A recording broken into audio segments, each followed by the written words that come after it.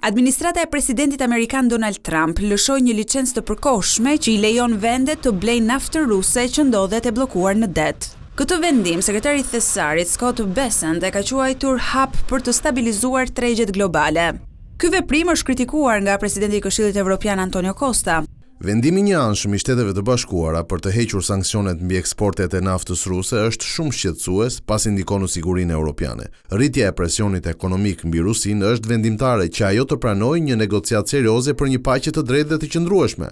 Dobësimi i sanksioneve rrit burimet ruse për të zhvilluar luftën e agresionit kundër Ukrainës. Kancelari gjerman Friedrich Merz e ka cilësuar lehtësimin e sanksioneve si një gabim. Aktualisht ka një problem me çmimet, por jo me furnizimin. Dhe në këtë drejtim, do doja të dija se cilët faktorë të tjerë e shtyn qeverinë amerikane të merrte këtë vendim. Ndërkohë, Ministri i Energjisë i Mbretërisë së Bashkuar ka deklaruar se vendi i tij nuk do t'i lehtësonte as pak sanksionet ndaj naftës ruse. Ndërkohë, Kremlini ka përshëndetur vendimin e administratës Trump. Shtetet e Bashkuara kanë ndërmarrë veprime në përpjekje për të stabilizuar tregjet e energjisë. Në këtë drejtim, interesat tona përputhen.